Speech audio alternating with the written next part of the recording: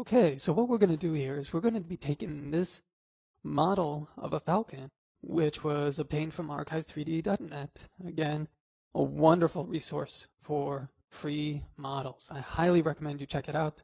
There's a lot of stuff there. I mean, tons and tons of models. So check it out and, enjoy. So what we have here is we have a Falcon.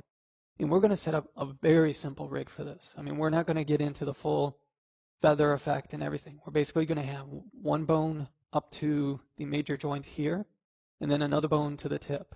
We're going to have one bone for the head, one for the body, and then one for the tail. So very, very simple. We're not going to take this very far. You can always take it as far as you want to, but for our purposes, we're going to try to keep it simple. So for our use here, we're going to build this up using boxes.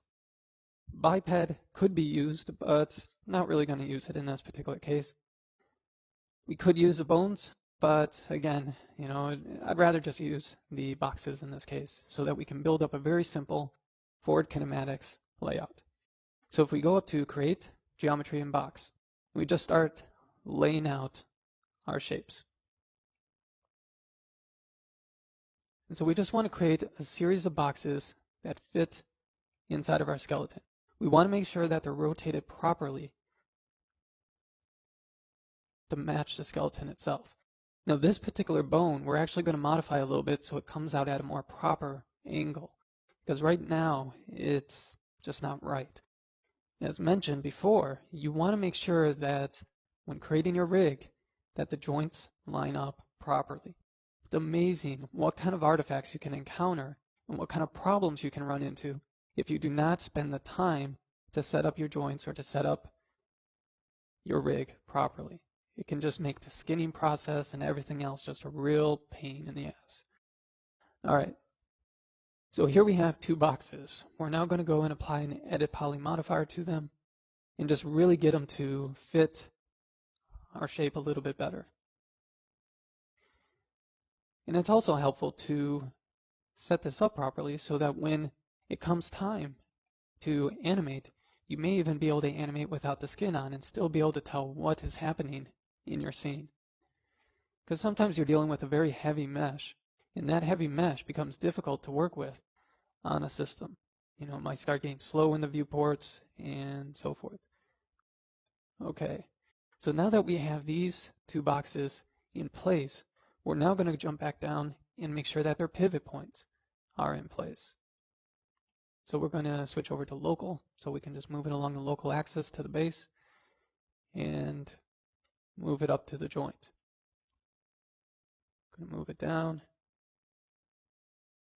and move it up to the joint as well. Okay, so now that we have this, we want to test it. So we're going to go to, local coordinate. We're going to rotate it. Okay, so that's looking, that's looking pretty good. We can now go to the base. Okay, that's looking good for itself. Now we're just going to use our link tool to link the two together. Okay, so there we have one wing already set up. We now need to do the same for the other side. And so for that, we're going to click on the mirror button. Now the mirror button up here, remember, it causes all kinds of problems often with meshes and so forth.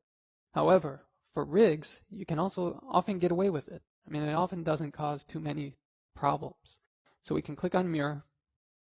We're going to create a copy. We're going to mirror all of our limits, even though it doesn't really make that big of a difference here. And if you notice what happens here, take a close look. All of our other bones, or when our mirrored bones, are kind of collapsed onto themselves. The reason is that we had our local coordinate system selected when doing so. So we want to select both objects. We want to go into view. Want to click on mirror. Get a much more realistic or representative result. And in our front view, we just take them and move them to where he needs to be. And actually it looks like we're slightly off here. We're just going to take them and move both of these guys up a little bit.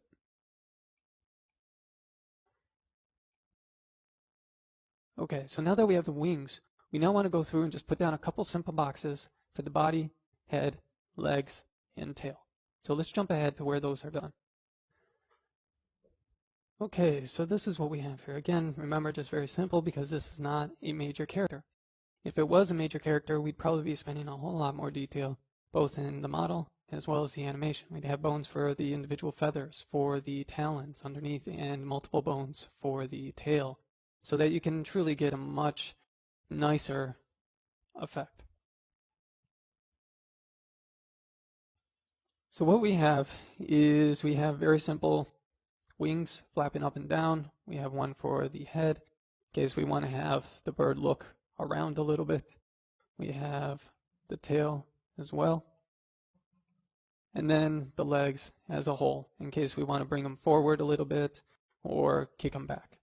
Just subtle movements, very, very subtle stuff.